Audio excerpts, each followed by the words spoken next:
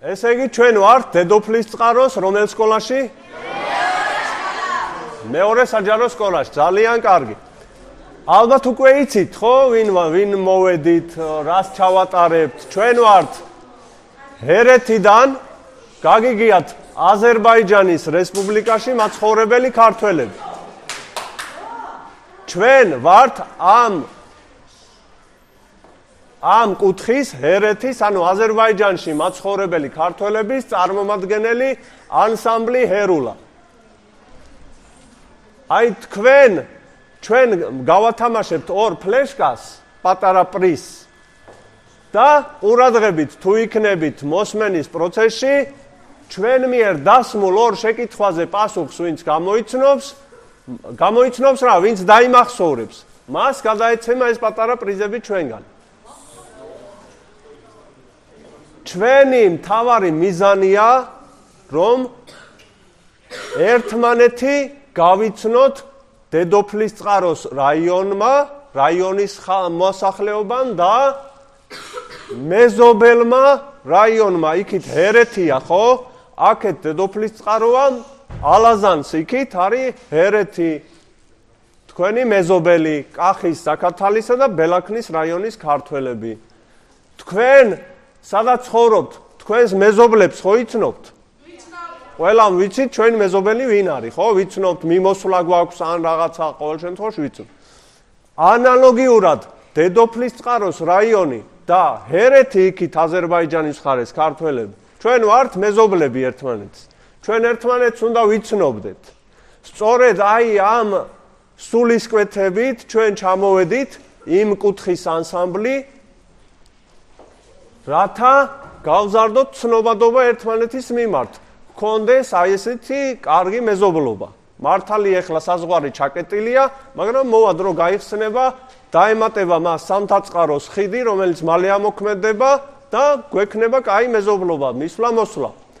აი ამ ჩვენი ერთმანეთისადმი ცნობადობის გაზრდისა და მისვლა-მოსვლის გახშირების მხარდასაჭერად საქართველოს კულტურის სამინისტრომ გააკეთა თავისი პროგრამის ფარგლებში პატარა მხარდაჭერა ჰერეთის ფოლკლორული ანსამბლი ჰერულასადმი, ანუ ჩვენდამი, რომლებიც დღეს 3 საათზე ვიმღერებთ თქვენს დედოფლის წყაროს ცენტრალურ კულტურის სახლის დარბაზში. გეტყვით, აი ბოლოს გეტყვით, თან გამოკრულიც არის ჩვენი კონცერტის აფიშა, ან გამოვაკრავთ თუ არ არის გამოკრული აფიშა, სადაც დეტალურად იქნება ფლაიერებსაც მოგცემთ. პატარა რამდენიმე ინფორმაციას მოგცემთ ახლა, საიდანაც დავსვამ შეკითხვებს. შაჰ-აბასის, თემურლენგის და აღმოსავლეთიდან მომავალი სხვა მტრების მიერ, რომლებიც საქართველოზე მოიწევდნენ, პირველ რიგში ნადგურდებოდა ჰერეთი, იმიტომ რომ ჰერეთი არის ყველაზე აღმოსავლეთით საქართველოში და ხდებოდა ბუნებრივად, როდესაც მოდის იმ მხრიდან ხდებოდნენ ჩვენი წინაპრები იმ მტერს, ხო?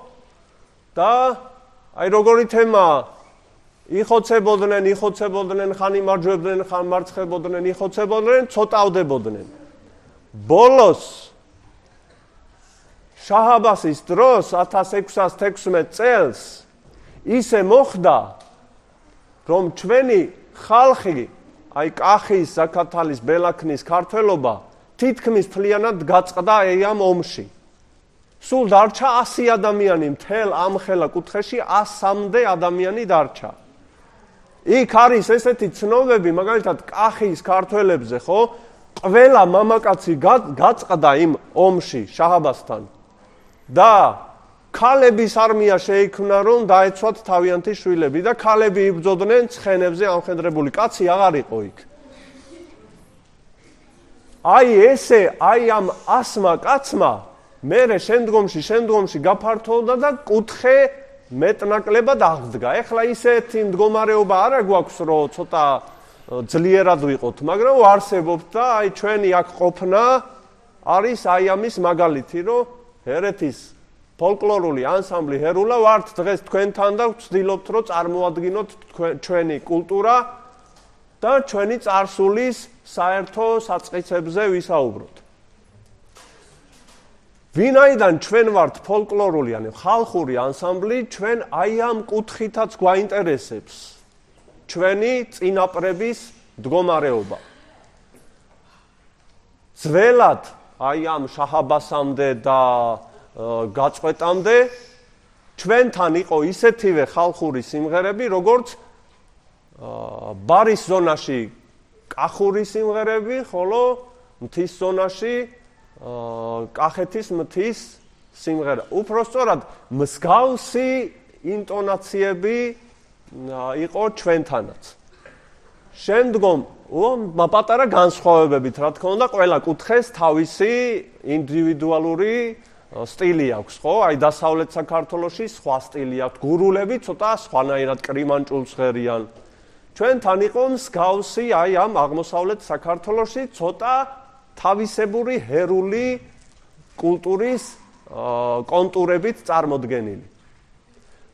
როდესაც ეს 100 კაცი დარჩა სულ კუთხეში, ქართული ხალხური სიმღერა რო იმღერო, გუნდია საჭირო, ხო? ეხლა იმ 100 კაციდან რა გუნდი უნდა შეგროვილიყო, რომ სიმღერა იმღერა გუნდური, ან ვინ გაუშვებდა, ვინ მისცემდა უფლებას ქართული სიმღერის გაჟღერებისა, ხო? იქ უკვე ჩვენთან იყო ლეკების ბატონობა და სპარსების ბატონობა. ანუ ჩვენ მოვწყდით საქართველოს და ჩვენ აღმოჩნდით ლეკებისა და სპარსეთის მმართველობის ქვეშ, ჩვენი წინაპრები.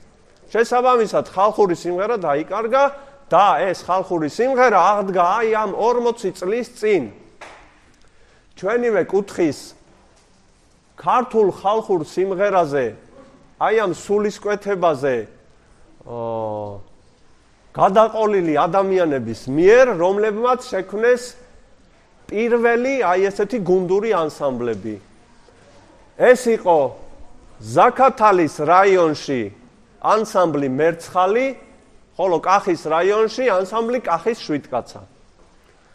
შემდეგ უკვე აი ამ ბოლო წლებში, უკვე 21 საუკუნეში, ჩვენ დავაარსეთ აი ეს ანსამბლი, ჰერეთის ფოლკლორული ანსამბლი ჰერულა, რომელიც ახლა ერთადერთი მოქმედი ანსამბლი ვართ, ვცდილობთ აი ესეთი ღონისძიებებით ჩვენი კუთხე გავაცნოთ საქართველოს, ქართული ფოლკლორი გავაცნოთ ჩვენს კუთხეში და ესე მოღვაწეობთ.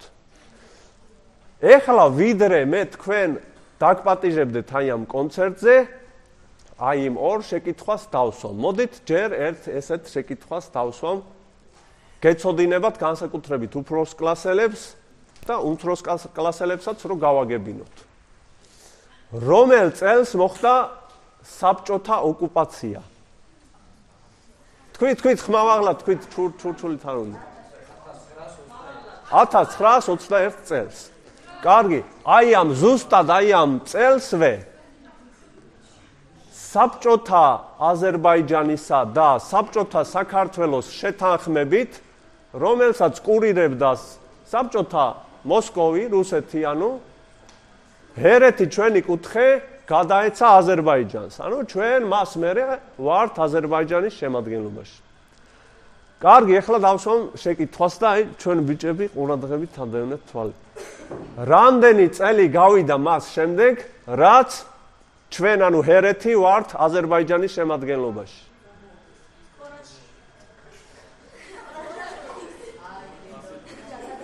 ხმამაღლა. ვინ თქვა? 101 ვინ თქვა პირველად? აი იქით იყო. მოდი, ხო. ვინა თქვა, ვინ? ჰა? მასწავლებლები ნუ ჩავირევით მაშინ. კარგი, ეს ბიჭი იყო მეორე, მოდი.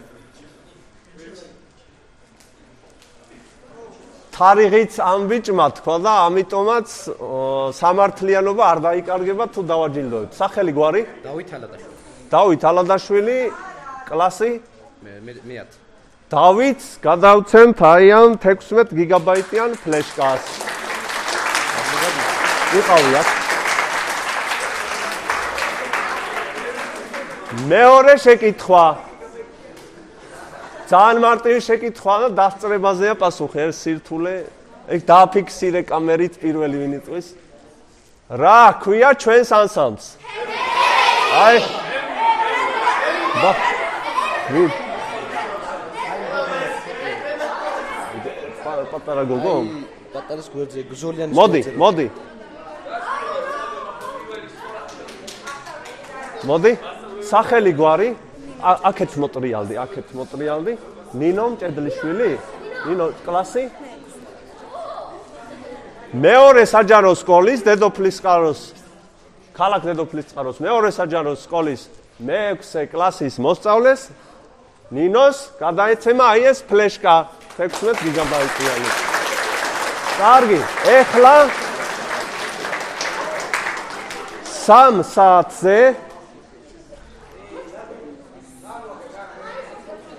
საათზე გელოდებით აი ამ ღონისძიებაზე. ესე იგი, ღონისძიება იქნება ორ ნაწილიანი, ჩატარდება თქვენი დედოფლისწყაროს კულტურის ცენტრში, აი ეს დიდი დარბაზი რომ გაქვთ, ხო იცით? მან ჩატარდება ორ ნაწილიანი იქნება. პირველ ნაწილში წარმოვდგებით ჩვენ, ანსამბლი ჰერულა და შევასრულებთ ჩვენი კუთხის დიალექტზე სიმღერებს, ასევე ქართულ სიმღერებს, რომლებიც ჩვენს კუთხეშია შემორჩენილი, მაგრამ საქართველოში არ არის შემორჩენილი. და პირველად გავაჟღერებთ მათ.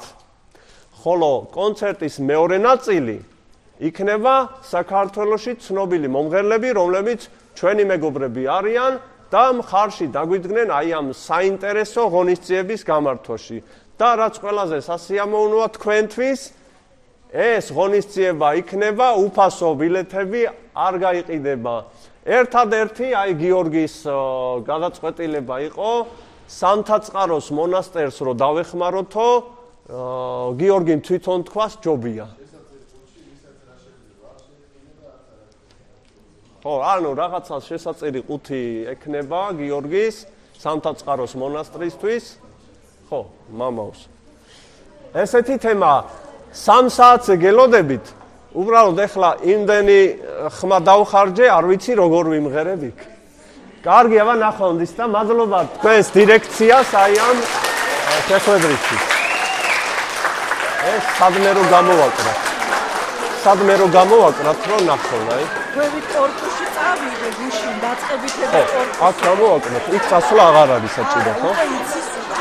ხო, კარგი. კარგი, მადლობა დიდი და გელოდებით, რა თქმა უნდა, 3 საათზე. კარგი. მადლობა საინტერესოა და სასიამოვნოა.